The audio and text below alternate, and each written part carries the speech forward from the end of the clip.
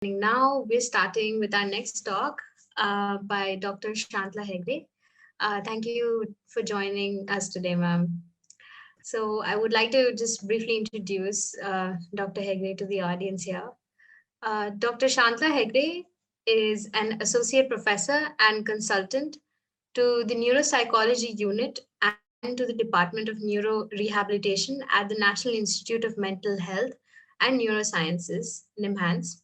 She obtained her PhD in the field of clinical neuropsychology from NIMHANS, and her specific focus is in the area of music perception and cognition, and the application of music based intervention in the neuropsychological rehabilitation. Dr. Hegde has established and currently heads the Music Cognition Lab at NIMHANS, the first of its kind in India.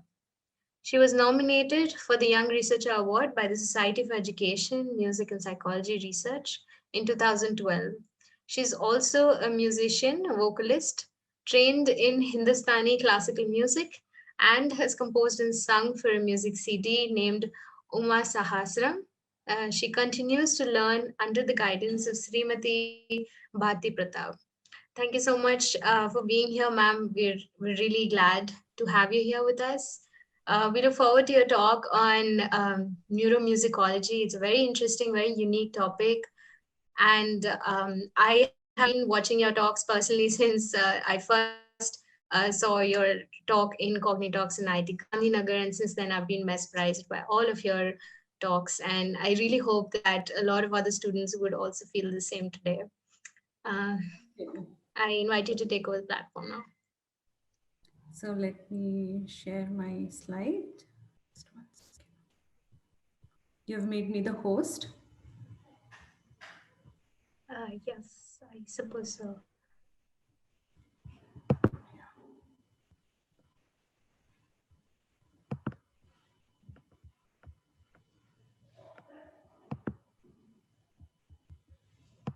One second.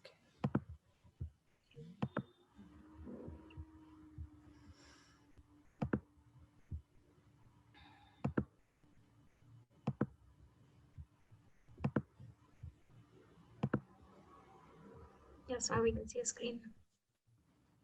You're able to see my screen? Yeah. Okay.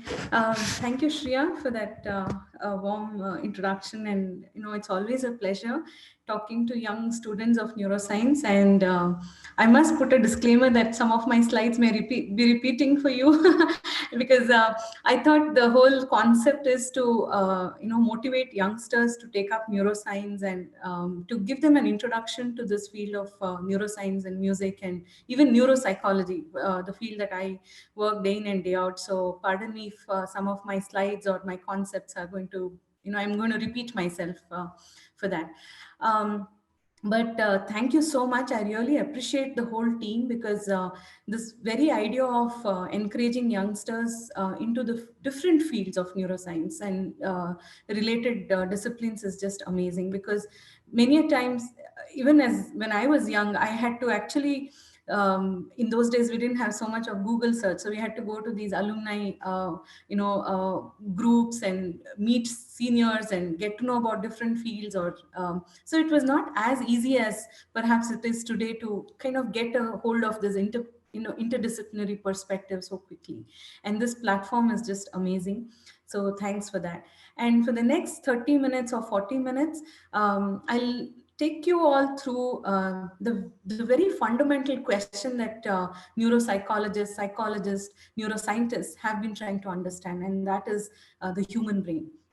And the whole problem of neurology, and I would take Penfield's quote, not just to neurology but to neuropsychology, to neuroscience, and all the other related fields, that the fundamental problem is to understand the human being itself. Why do we behave the way we do?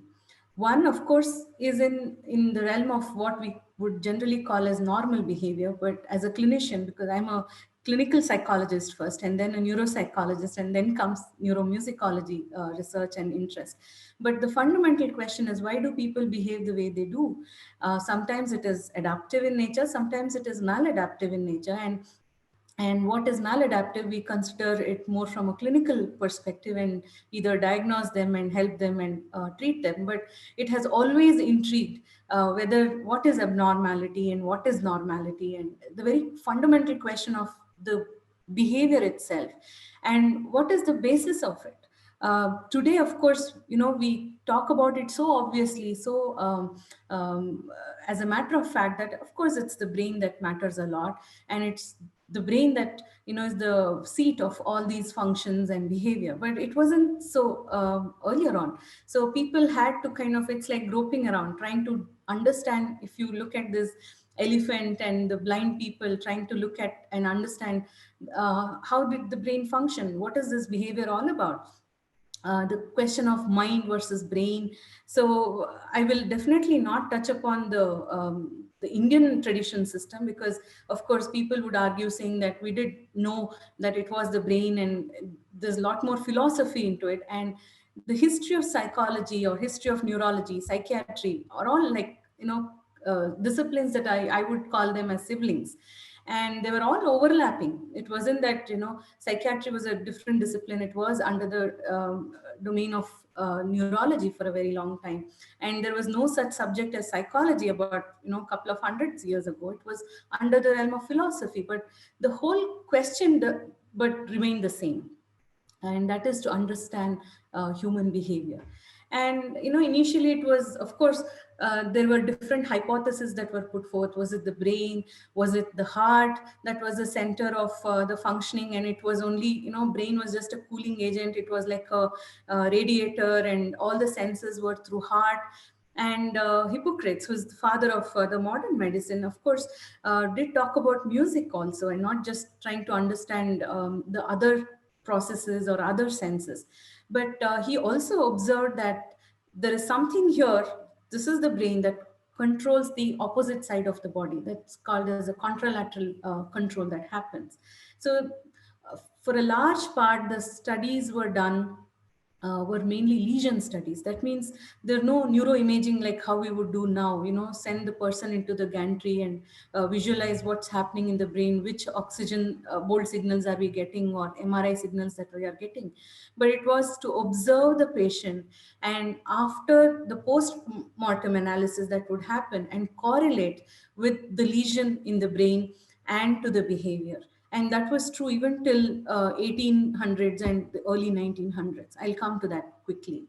And later on, Plato, of course, the great philosopher, kind of took it away slowly from the brain hypothesis or the cardiac hypothesis, but talked about tripartite model. That is talking about cognition, cognition, and the will part of it, that there is something beyond this. And there, of course, it went into more the realm of philosophy than the current science that we would talk about. But Plato too did talk about music and the different effect of music, but more from this tripartite model. And of course, Aristotle, as I said, the whole theory was about the heart and the brain, and how, he said the center was the heart, but not the brain. But it was later Galen, who was the Greek philosopher, and also person from the medicine background, who did a lot of treatment of these gladiators. And he was the one who actually observed that no, there is this association between certain areas of the brain to certain behavior.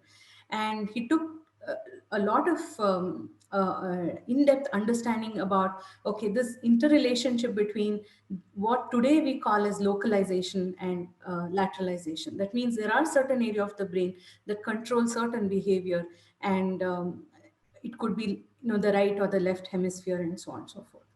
And so there was a lot of philosophical exploration about the brain and the behavior. And neuropsychology per se, because the whole title today, I'm going to talk about neuroscience and music, or neuropsychological aspects of music. It was not until the later 19th century that this whole concept of localizationist versus the holistic perspective, that there is the whole brain that is required. It's not just one specific area. So there was a debate happening between the localizationist and the whole brain, the holistic theorists. In the 1700s, the first tried to say, no, there are certain areas of the brain dedicated to certain functions. So there was this, today it's called a fake subject or a fake pedagogy, but back then it was considered very scientific, and that was the phrenology. People tried, it was Francis Gall who kind of propagated this. And the idea was that there are different centers of the brain, and they looked at the bumps and the size of the head and the shape of the head, and kind of predicted. It's almost like looking at somebody's horoscope and saying what is the behavior and how the personalities and things like that. Phrenology became a very popular kind of subject. Um, Out of those 27 faculties, Francis Gall also looked at music. It was right above the eye for him, and it was called as the tune area. So tune area was the musical area. And but what really phrenology gave was uh, the Francis Gall's work and subsequent work. He also talked about different areas for language, discussed a lot about aphasia, that is difficulties and disturbances in language, spoken or comprehension of language, with damage to different areas of the brain, including the frontal area. A quick kind of look through, this understanding of localization and lateralization. As I said, we didn't have fancy gadgets back then. So Paul Broca were all considered as, kind of pioneers in the field of neuropsychology and bringing this field. Wernicke, they did a lot of case reports. So looking at individual cases and specific area of the brain that gets damaged. Paul Broca, in fact, had this patient who had damage to this specific area in the frontal area, in the left frontal, inferior frontal, who could only say words like tan, tan, tan. And he had what today we call speech pathologist or neuropsychologist and neurologist would observe as motor aphasia or expressive aphasia, where patient has intact comprehension of what he's hearing or she's hearing, but it's to do with expression of language, spoken language. So they have telegraphic speech. They can, sometimes these patients can whistle very nicely. They have difficulty with prosody when it comes to speaking. So Wernicke, it was later on, who also observed that it was the posterior region, in the temporal region back here, where there is specific area that's important for comprehension of speech. These individuals who had damage to that area could absolutely talk smoothly with good prosody, but spoke nonsense. So they had what we call as Wernicke's aphasia, where they talk nonsense and there's absolutely no meaning, coherence. And there could also be difficulty with grammatical mistakes and syntactical errors, but the person doesn't understand. It was subsequent to these that people understood that the interrelationship between these specific areas and the connection between the two areas that are so important between what we speak and what we hear. So there are different types of aphasias that were understood. Brodmann, of course, his work contribution looked at the cellular architecture of the brain. So based on that, there were different areas that were marked. Even today, Brodmann areas are considered different areas based on the cellular architecture was later on mapped to certain functioning of the human brain, including as what I mentioned in terms of language, attention, executive functions. So Brodmann area became the cytoarchitecture of the human brain. And Hugh Glynn Jackson, who is the English neurologist, who is also considered as the father of modern neurology, he did great observations about his patients and even reported children who had difficulty with speech, but who could sing. And subsequent his observations, he was a pioneer in the field of epilepsy. He also observed, people who had different types of seizures and musicogenic epilepsy, that these certain rare cases who would have epilepsy or seizures following musical stimulation or listening to music. Now, on these figures that I've put on these slides, these A, B, C, D are the representation of the Broca's area. And this was the sketching by Wernicke, talking about the Wernicke area and the two connection actually that happens between the two through the parietal area uh, leads to conduction aphasia today that we know about. And far more severe damage can lead to global kind of aphasia. The structure here that I have put on the right hand side, the skull with the rod that has got inserted into it, was one of the classic case in the field of neuropsychology and in understanding this brain behavior relationship. Perhaps one case where people knew that patient by name. Otherwise, you generally will see in neurology and neuropsychology, they give initials for patients. But this was Phineas Gage, a very famous patient in the field of neuropsychology, who helped us understand the role of frontal area leading to not just dysexecutive syndrome, that means deficits in cognitive processes, but also personality. So there was a stark change in his personality following this accident where, he was working as in the rail construction, and this rod kind of pierced through his skull through the thing. And in fact, there has been a recent connectivity paper that has come about looking at what areas, what pathways must have got damaged in Phineas Gage. So it's so famous that even today he's being studied upon. But what is the summary of what I tried to put forth so far, like a brief summary, is that one, this quest to understand why of human behavior is not something new.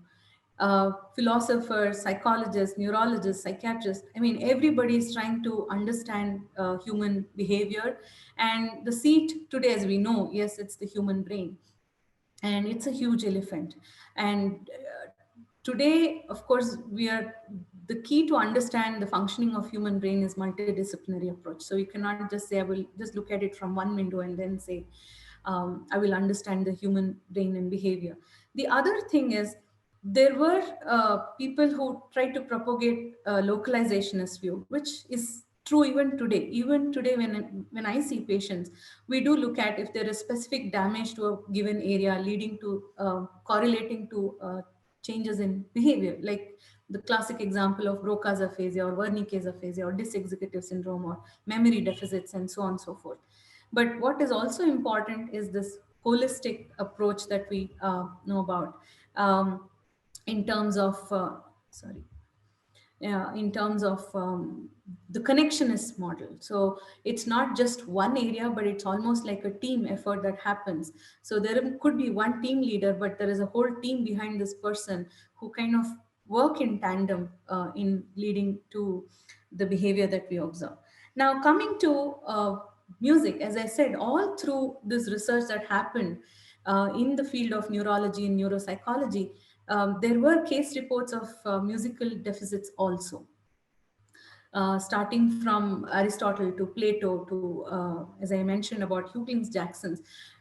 Subsequently, there was EEG, which Hans Berger developed in 1924, but it was about 2 decades later, people tried recording EEG with musical stimulation and discovered ERPs in terms of N100 activation, that is negative wave in the electrical activity, scalp electrical activity, 100 milliseconds after the musical stimulation, indicating that yes, pitch perception is happening, or what were the kind of process that happens in musical perception.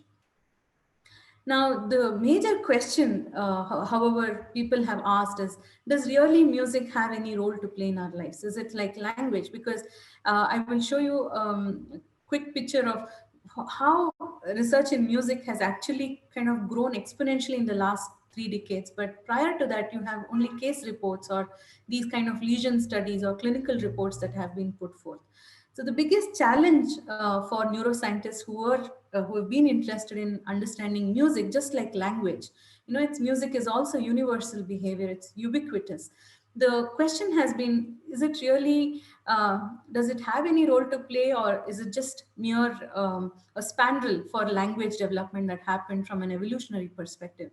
What we have today is from studies from anthropology that there are archaeological evidences sharing that even Neanderthal humans did have musical instruments, and it was not just random bird flutes that were discovered in caves near Germany, but they were equidistance that were made, the holes made. So if somebody had to develop instruments, perhaps vocal music or singing or even dance could have predated that. And of course, there's no fossilization of vocal areas, but it's only to know that we have large thoracic vertebral canal in primates compared to other primates, indicating that perhaps singing predated even instrumental music usage. But the key point here is that it's a behavior that has been passed on from so many generations, from the pre-modern human era till date, and something that is still going on. There is a recent paper that has come out that even during this COVID pandemic, music has actually superseded even sexual behavior or other kind of entertainment people would otherwise engage in when they are really, kind of, some activities, but music takes the lead. So music is such a strong, powerful behavior that humans engage in, and it kind of accompanies other behavior also. So even if you're watching television, you go for a jogging, you do some activity, music tags along. So it's a human behavior that you kind of intersperses with everything that you kind of do.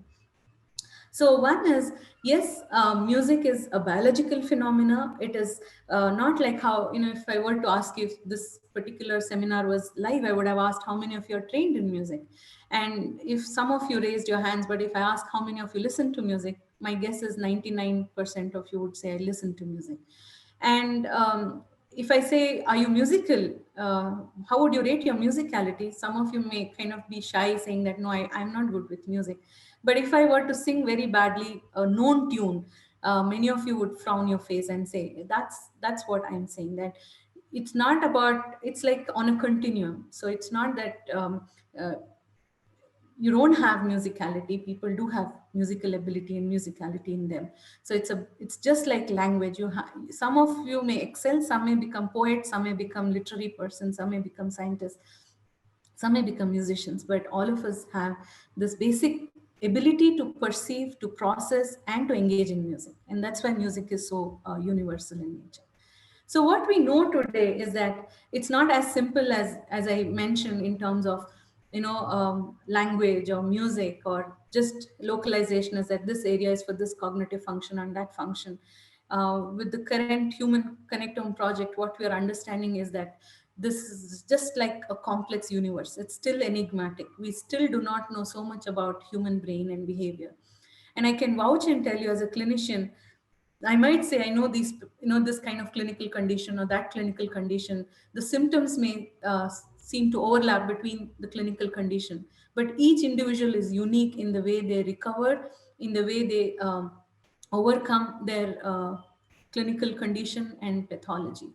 So that's again a biggest challenge in neuropsychological rehabilitation. And as a clinician, it's very, very important that we observe patient and their behavior. And what we understand through research in neuroscience and neuropsychological research is only adding to our understanding of how we could correlate that to our clinical application. So it has to lead to somewhere to the application of it. So more and more that we're understanding about human brain, the more and more we understand it's super complex. It's almost like universe. It almost looks like universe. So we are talking about 1 into 10 into the power of whatever 14 connections, billion connections, this complex neuronal connections that happen. But as a psychologist, what I'm interested is, how is this organism interacting with the environment, and how is this new learning happening? Constant interaction, dynamic interaction between the environment and the person himself. Um, so music, therefore, is another complex behavior to understand. So as I said, until 3 decades ago, where we did not have instruments like fMRI, PET scan, EEG, uh, there were case reports that were far more contributing to understanding this brain behavior relationship. But today, although we knew music is a very important, crucial behavior, Donald Critchley, for example, in 1920s, as a neurologist, did talk about case reports on musicians and patients who had clinical conditions like stroke, epilepsy, leading to deficits in music perception. But remember, music in that sense is esoteric. I would agree that if somebody loses their ability to speak, like in Broca's aphasia or Wernicke's aphasia or global aphasia or conduction aphasia, it impacts that individual's day-to-day functioning far more than music perception. So if that person is a musician, so in that sense, language research in language took a lot more precedence than music. So much so, many neuroscientists believe that music really is not an important adaptive behavior at all. But what we know today is that one, music is a biological phenomena. Music and language, for example, which almost, hen and the egg kind of debate that goes on, which came first, which came later. Perhaps we'll never be able to give a valid answer to it. Uh, but trying to understand music almost akin to language, and what are the shared neural bases in the brain. Or because from clinical point of view, we have seen that sometimes patients may be able to speak through music but not be able to speak through the normal spoken language. So there are shared and unique brain areas that are there. And today in the field of neuromusicology, which is literally like growing exponentially, in has is looking at it again. If I were to use the same analogy of the elephant and the blind people, looking at it from different windows. So there are anthropologists, musicologists, philosophers, musicians, music theorists, um, and within the field of neuroscience and psychology, just like in psychology you have different areas of specialization, in music and neuroscience there are different areas of specialization now, starting from developmental neuropsychology, neuromusicology, or music and emotion. The whole debate was, do music really evoke emotion just like real life emotion, or is it something different? What is the role of music emotion? In fact, one of the survey that was done, people reported that they listened to music because it helped them to regulate their emotion. And if I ask each one of you, what is music? Your answer would be what music does to you rather than what really music is. Nobody will answer me from a very physics point of view of describing music from its physical properties, but you will talk about what really music does to you. It helps me emote, it makes me cry, it makes me laugh, it makes me express my emotion. So for almost a decade, people had to prove that musical emotion is akin to real life emotion, and it engages the very same brain areas as real life emotion. But the whole question was, then why do we like sadness? Why do we enjoy music, sadness in music? These are all the questions that are being explored and answered. So so this trying to understand music, musical behavior, music and brain is currently being carried out from different perspectives. Sometimes being in India, and when I started off, I my PhD work was not in music and neuroscience, and there were no labs that were working back then in neuroscience and music. I had to go to Montreal and explore and work with Zatorre and Peretz, and get to know what really this field is about, and really do I want to pursue this area or not. But then I slowly realized that each of these areas, like an ocean in itself, is a specialization. So if you are young students in this group, and if your specialization is in a given area, you could look at music also along with the kind of behavior you are examining perhaps, or you are experimenting with. So it's unlimited in its perspective as to how you can look at answering a particular question. So here I put out a few. So music and neurochemistry, music and neurophysiology, animal models looking at non-humans, and rhythm perception, certain animals which vocalizes but not as much as humans. So is it really unique to humans, or is it a behavior that could be observed in non-humans? These are all the questions that are being answered. So as a neuropsychologist, I'm looking at more from the clinical perspective, and as a working in area of neuro rehabilitation, my lab is looking at how do we get these bricks, bottom up as well as top down. How can I use music in therapeutic setting, and also looking at music and cognitive function and how it interrelationship is. So in the next few minutes, I'll also give you an overview of the kind of work I'm doing. I may not go into each experiment in depth, but if questions are asked, I can answer them subsequently. So yes, so music and brain and behavior is being looked into from a different, multidisciplinary perspective. So as I said initially, people wouldn't believe that music is a biological phenomena. So one which came from different theories looking at answering it from an evolutionary perspective. There are archaeological evidences. How did neuroscientists today are looking at music as a biological phenomena? So one, of course, it was in 1888 that first neurologist who described amusia, and uh, Nob Black, he's a German neurologist. He observed that there were 5 different faculties that could get affected in individuals when you're talking about amusia. So if you generally say, no, I'm not musical, that's not amusia. Amusic individuals are like specific learning disability, individuals who are very few in percentage in a given population, but also known as tone deaf or arrhythmic individuals.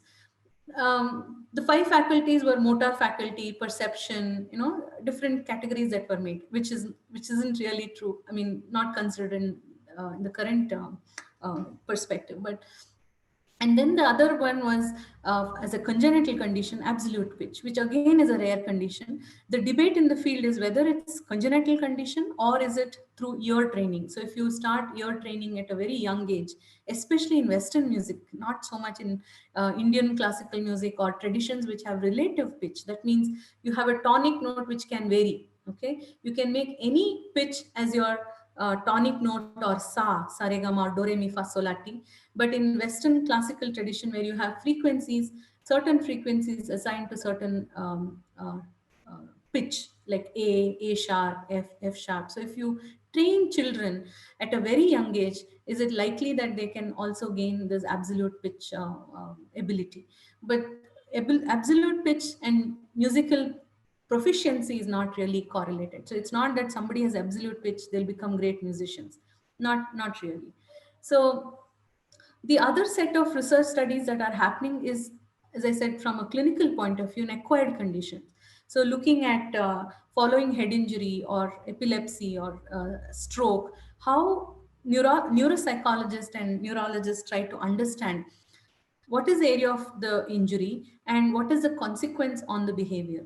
It could be the non-musical domain of functioning also. It could be attention, concentration, executive functioning, memory, visual memory versus verbal memory, and so on and so forth. Similarly, in musical domain. So if following injury to the brain, what aspect of music is it getting affected? So now I'll come to this point saying that music in the field of neuroscience is considered as a multimodal phenomena. That means it's not just one as we listen as music.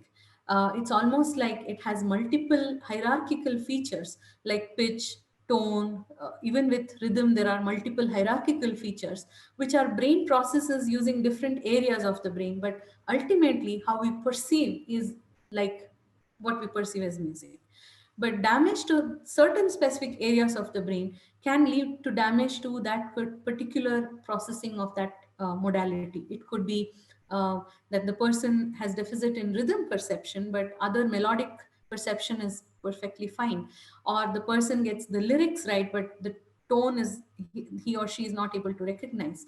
Or the person can get the melodic line but doesn't get the lyrics of popular songs and so on and so forth. Or through epilepsy with deficit in emotional recognition. Like in Parkinson's, we are conducting research studies now to look at, are there deficits in musical emotion, just like facial emotion recognition that we know these individuals have deficits in.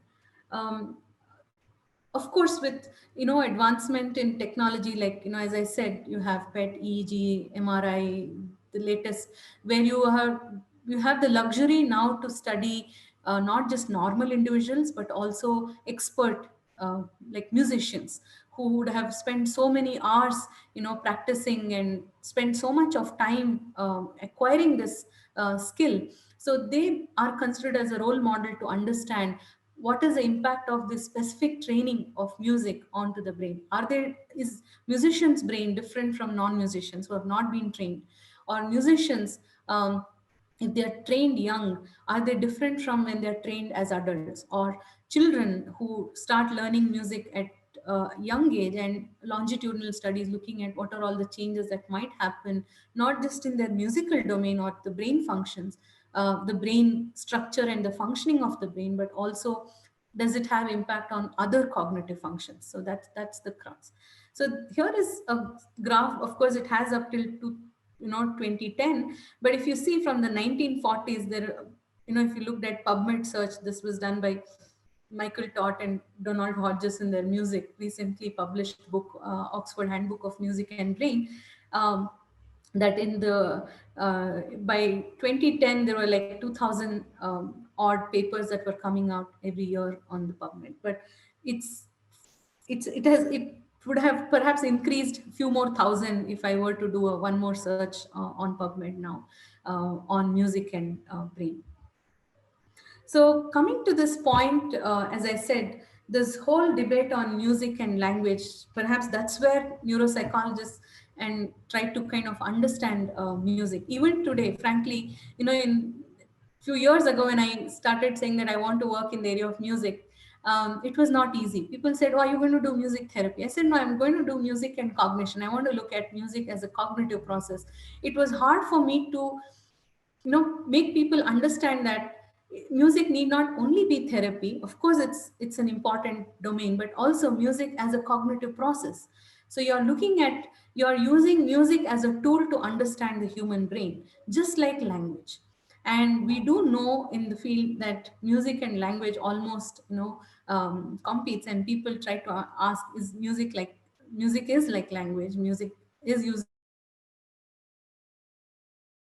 music can express what language can't express. But from a neuroscience point of view, it's very interesting to understand, if we had language that has already developed um, to communicate with fellow beings, what is the role of music still? So the whole question is that music perhaps is almost, it's a cognitive process uh, which kind of engages almost all cognitive functions, and it's like a mental gym that's very, very important to have. And now we know that even when language gets impaired, you could use music, and prosody, which is an integral part of language, is also a musical component. So there are shared features between language and music, and there are also certain unique features between language and music. So I'll just give this example, which I have shared in my previous talk. So I'll make you all listen to a small audio clip. This is a speech to sound illusion. Okay, so I want you to just listen to the audio clip that I'm going to play, and then we'll take it further after that. The sounds as they appear to you are not only different from those that are really present, but they sometimes behave so strangely as to seem quite impossible. So I hope that all of you have heard this audio clip clearly. I'll play it once again just to make sure that all of you have heard it clearly, okay? The sounds as they appear to you are not only different from those that are really present, but they sometimes behave so strangely as to seem quite impossible. All right. So I'm going to play one more clip now, which I want you to listen. Again, please listen to it carefully. I'm not going to repeat this one. The sounds as they appear to you are not only different from those that are really present, but they sometimes behave so strangely as to seem quite impossible. But they sometimes behave so strangely, they sometimes behave so strangely, sometimes behave so strangely, sometimes behave so strangely, sometimes behave so strangely, sometimes behave so strangely, sometimes behave so strangely, sometimes behave so strangely, sometimes behave so strangely, sometimes behave so strangely, so strangely, so strangely, so strangely, so strangely. Okay, I'm going to play this first clip again. I just want you to listen to it carefully now. The sounds as they appear to you are not only different from those that are really present, but they sometimes behave so strangely as to seem quite impossible. So I can't see your faces, but I kind of can assume that many of you may be having this smile on your face when you heard that phrase, sometimes behave so strangely. And if I ask you to repeat it, I'm sure you will say it with the same prosody that sometimes behave so strangely, and the intonation and the prosody. So what is interesting in this is we didn't change anything in this audio clip. You heard it for the first time. All that you did was to listen to it repeatedly. One, this is a simple example of what we call as neural plasticity. Very quick change in the way we perceive things because of the experience itself.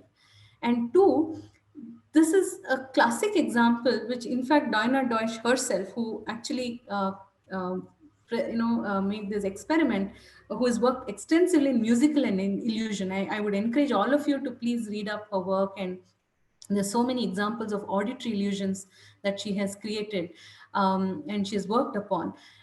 Is that this prosody which we are hearing, which is so musical otherwise, is actually hidden in language. We generally don't observe it. It's just that we repeated it and then it started sounding so musical.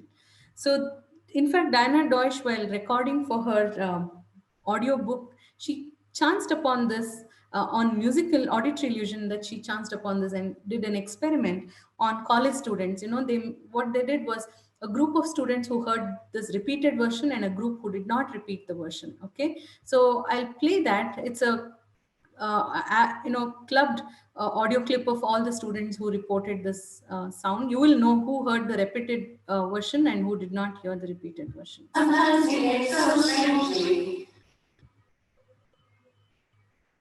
Sometimes behave so strangely. So the first one was the group that heard the repetition, and then their production of that phrase was almost like, as though it was in a choir. And the other one was like in a noisy classroom where the teacher asked a question and they kind of answer it. Okay, so this, what we know now today, as I said, music and the feature of music, as I said, is considered as from a modular approach.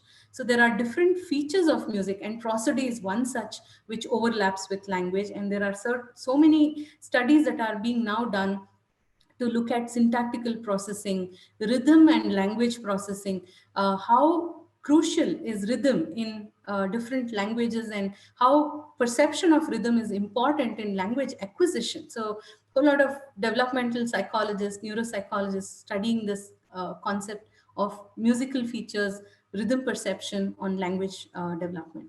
This particular slide, I want to share the message that that earlier theories of right left hemisphere doesn't really hold true. So if you say, you're musical or you're more creative and it's right hemisphere, and more language, it's left hemisphere. But what we know now, that different features of music, some of which may overlap with language, engages both sides of the brain, both hemispheres, frontal, temporal, subcortical areas, and even cerebellum and the whole pathway, the basal ganglia, the frontal basal ganglia circuit.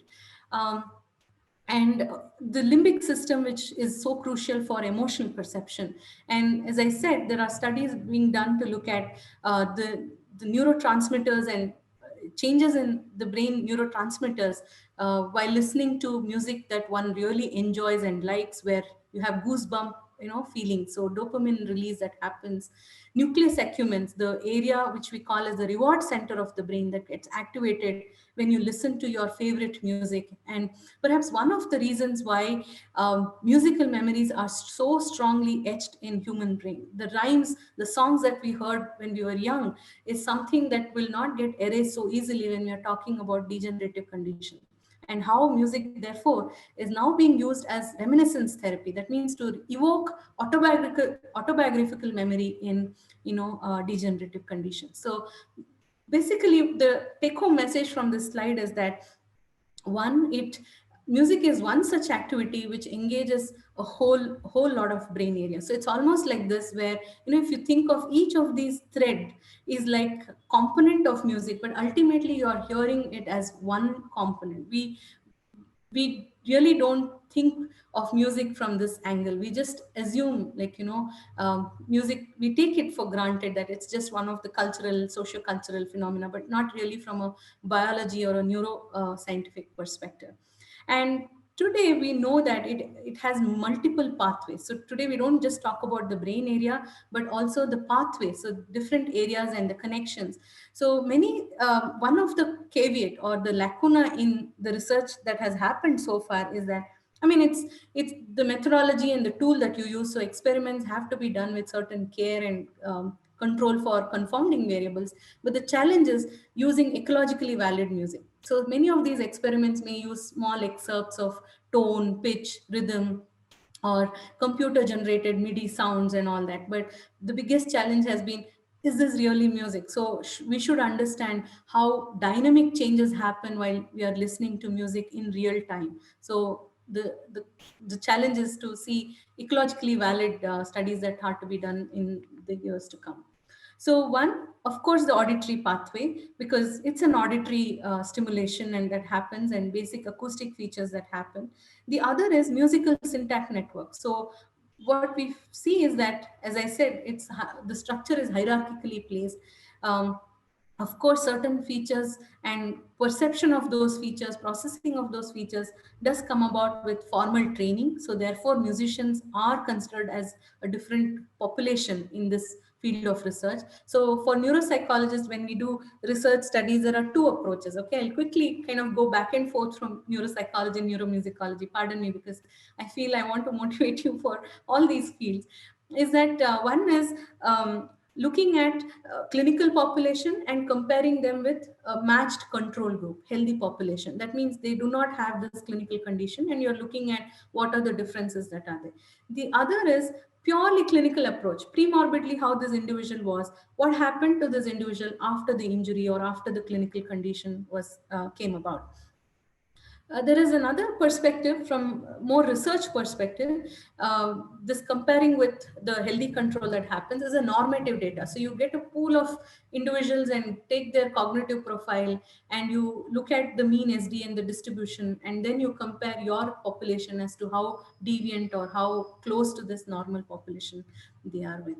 So in terms of looking at even musical behavior, this is the approach that's now being taken to look at rhythm perception or musical perception. So when we talk about amusia, so we have clinical perspective as well as comparison between the clinical group or the healthy control. And musicians become the special group. So you don't treat them as normal group, but you treat them as special group, because to know what is the benefits or how do the benefits correlate with this musical training. So back to this particular slide. So we are talking about different pathways. So one is music and syntax, attention and working memory, motor network. That's another important area, because rhythm perception, musical production has this rhythm which engages the motor pathway. So what we call as the entrainment, and that posterior pathway that's important for this rhythm perception also engages the language area. So there are hypotheses now being looked at how rhythm perception is actually benefiting language acquisition and language development in children, and also how it can be used as a therapy in children who have uh, acquired language difficulties or developmental language difficulties. And of course, the reward and emotional network, looking at certain clinical condition. In my lab, we are one of my PhD students just finished, hopefully we'll publish it soon, looking at cognitive deficits, musical deficits, and emotion deficit in patients with depression. So are they different from mild depression patients? Are they different from healthy normal control group? So just another brief summary. So far, whatever I've said is that, yes, music is a higher cognitive process. It's tremendously demanding task. So it's considered as one of the tool to understand the human brain. It's considered as food for cognitive neuroscience. There's a paper by Robert Zettore, which I would urge all of you to read. He and his colleague have beautifully summarized succinctly about how music is being used to understand these different cognitive processes, other non-musical domains of functioning like language and other functions. So I'll quickly take you through the kind of work we are doing and then stop. Is that, as I said, as a neuropsychologist and clinical clinician, we look at day in and day out cognitive deficits in patients with various clinical conditions like Parkinson's, head injury, epilepsy, infectious disorders. So our main goal is one, not only to understand the neurocognitive profiling, but also to help them rehabilitate and go back to their near normal functioning as much as possible. So the crucial questions that I had to ask with my interest in music and rhythm is that, would certain clinical condition be like a role model to understand with known area of the brain getting affected in these individuals? Like in Parkinson's, they become a role model because basal ganglia, the striatum is affected. The basal ganglia is also crucial in rhythm perception. And interestingly, Parkinson's patients also have motor deficits. So they have gait-related deficits, which are all related to arrhythmia. That means they're unable to keep up with the rhythm. What we found in one of our MPhil students' work was that uh, undoubtedly all these Parkinson's patients perform poorly on simple rhythm contour tests. We gave two examples of rhythmic contour, asking them to discriminate. So it was not very surprising that they performed poorly compared to healthy normal individuals. But what we kind of took further is to, sorry, I don't think I will have time to, maybe if I have time, I'll give you the examples, play the examples. What we also found was that the interrelationship between rhythm deficit and rhythm perception with non-musical domain of cognitive functioning. And that becomes crucial because we could use the musical component in neurorehabilitation or cognitive rehabilitation, which is a crucial area of how we help individuals to recoup from their neurocognitive deficits. So beat discrimination, beat perception did have an impact on the non-musical domain of cognitive functioning, predicted. So another biggest challenge in this currently is that people have challenge saying that music training or benefits of music on cognition is more correlational but not causational. It doesn't matter. I would argue it in the other way, saying that if music is like any other behavior and it can impact our functioning, it would have an impact on neural plasticity. And that change should have an impact on other cognitive functioning, which have more adaptive value for a given individual in his day-to-day activity. So this neural plasticity is the phenomena, the crux based on which neurorehabilitation, all aspects of rehabilitation happens. This is a dynamic relationship that happens between the human brain and the experience changes the function and the structural changes that brings about. So any kind of, even normal maturation leads to neural plasticity, but specific skill-based training like musical training, or how we do for cognitive retraining, or drill-based exercises to improve attention, working memory. So the whole new method is, can we use music to do the same thing? Use components of music to target attention, to target working memory. And music is far more engaging than just simple exercises otherwise we make the patients do. So another line of work that we initially did was to look at music and emotion, and using Indian classical ragas, and how different features of these raga exploration, an artist, when he engages in any given Indian classical music concert, you will see that they elaborate it for a very long period, starting with some slow exploration of that raga and combination of notes. Then comes there is a pulsation, you'll feel that there is some rhythm, but the percussion instrument hasn't come. Then subsequently the percussion instrument comes. So there's different phases of raga elaboration. And our initial work, we looked at, does these different phases of raga elaboration have an impact on emotion perception? Because it's not just a given raga, but within a raga, can the emotional experiences changes. So sorry, I will not go into each and every study, but I'm trying to give a bird's eye view about what all work is being done and what can be done. And I'll be happy to take questions subsequently. So Our recent work was to look at again one-time music listening. So we took these, listening to Indian classical music excerpt based on our previous studies on healthy normal subjects who rated a given raga excerpt as being happy or joyful, which would evoke positive emotion. And we played this 10-minute excerpt to patients with chronic schizophrenia. And we do know patients with schizophrenia have severe cognitive deficit, and so much so that it impacts their outcome, their functional outcome, their recovery. It also determines whether they have relapse. So cognitive deficit is a very core of this illness, this chronic psychiatric illness, and addressing cognitive function is considered very, very crucial.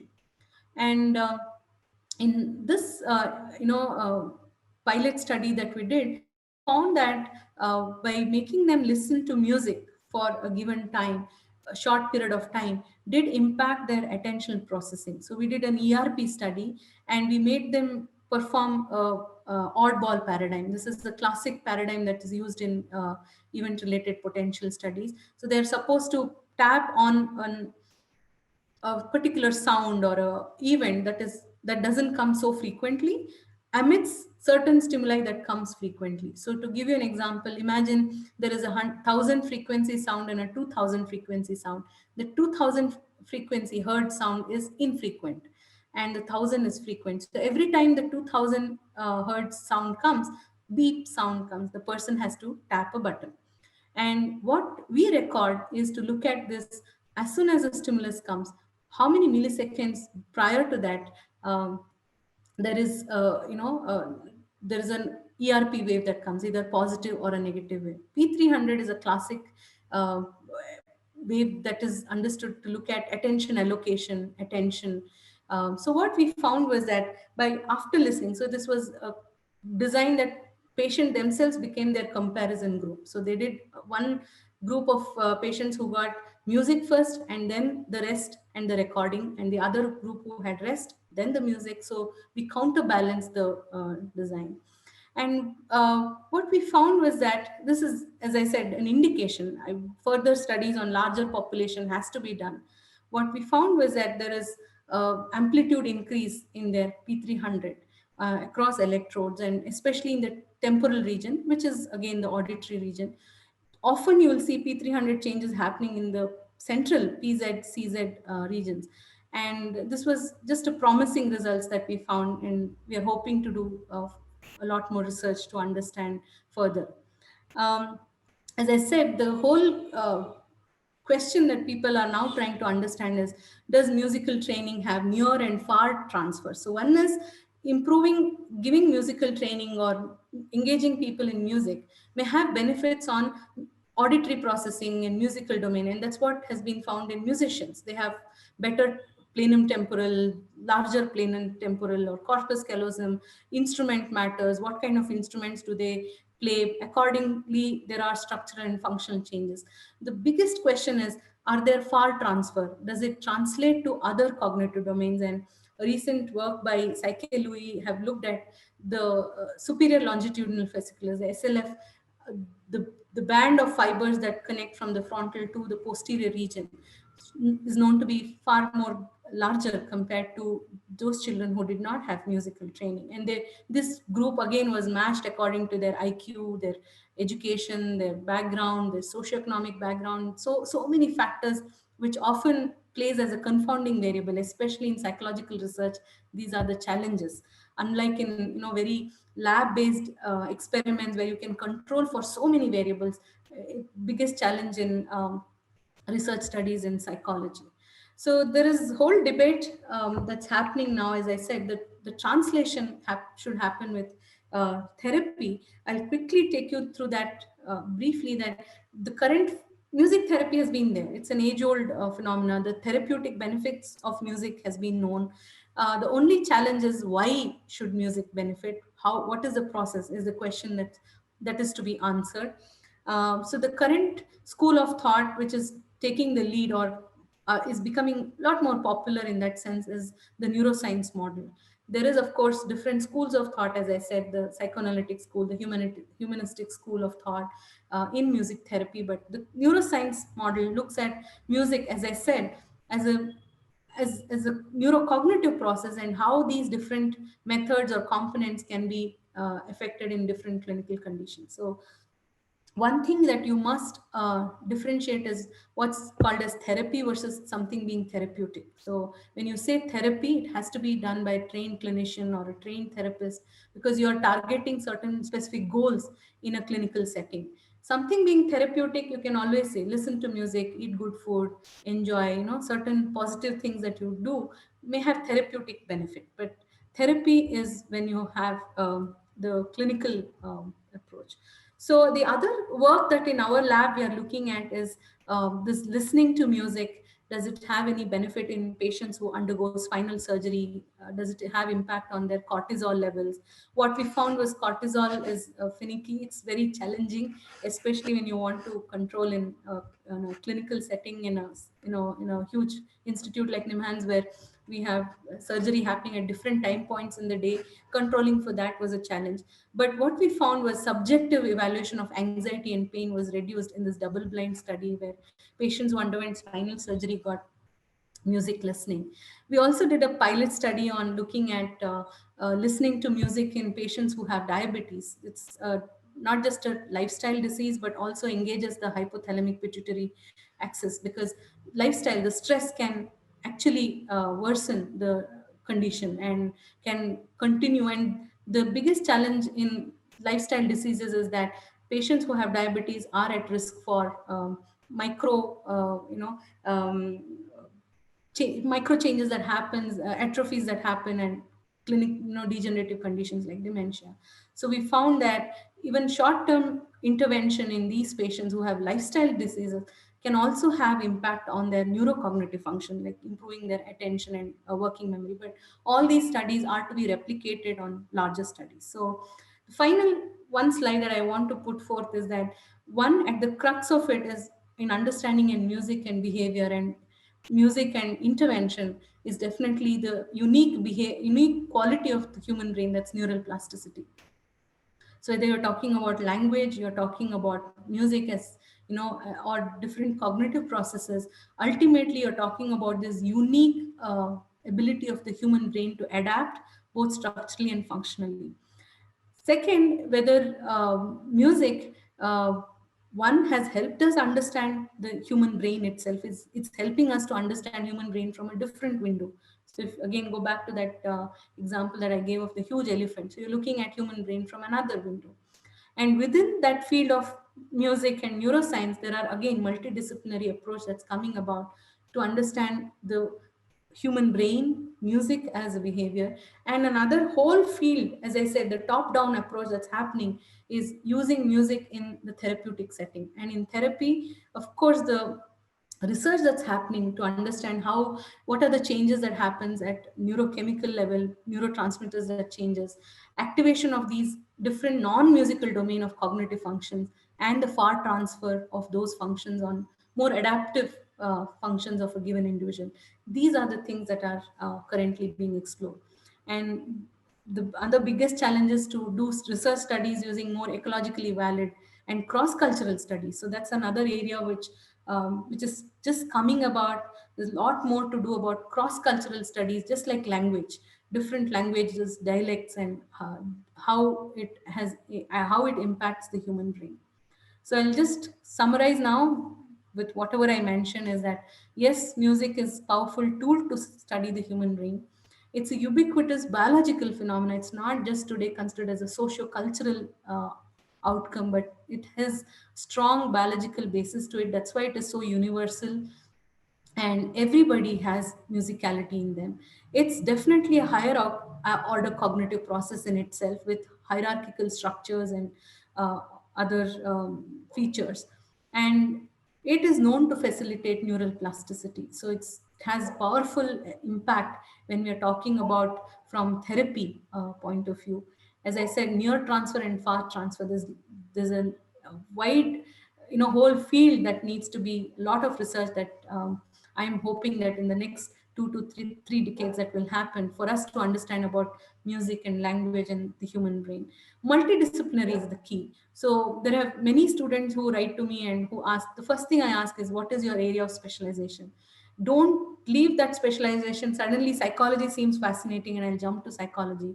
Or engineering student will say, I'll study psychology now, or psychology student wants to do something else. But trust me, it's the multidisciplinary team that is required.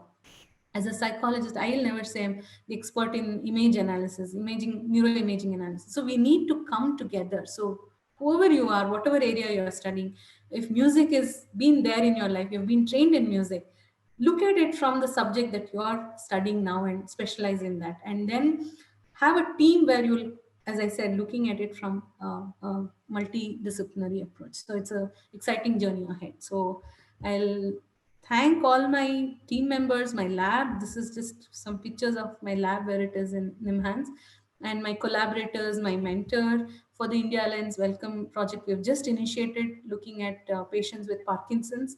Hopefully in the next 4 or 5 years, we'll have some more data. And also my PhD students who are working in different areas. Mohit, who is here in the middle, is looking at Parkinson's disease and EEG, and looking at patients who have psychosis in Parkinson's, and what is the difference between those individuals who do not have psychosis and those who have psychosis. Vasudha here. Yeah. Excuse me, ma'am. I'm so extremely sorry, but we seem to have exceeded the time limit by a bit, and our next speaker is waiting. It was a brilliant talk, and we were all extremely intrigued by it. But I'm so sorry. That's okay. Yeah. I thought I started a bit late, so I extended it. Yeah. Yeah, so well, I just like to conclude. It was really a lovely talk. We had a lot of questions coming, and I would just like to summarize it. Actually, we had questions coming in initially, but they were mainly because mainly around the area of music cognition and people trying to understand the evolutionary aspects of music behavior, and mostly some myths about like concentration and everything, which like if music improves concentration. But I guess throughout the talks, you answered, I think, almost all of the questions. So Okay. I'm sure There's that this conference coming up, so people can take a note of that and register it. And we have an India Hub that's happening next July 2021. I'm happy yeah, to so, take. well, Should I stop sharing my slide now, or? yeah, so thank you so much for coming in, ma'am. You can also share in your details if you would like.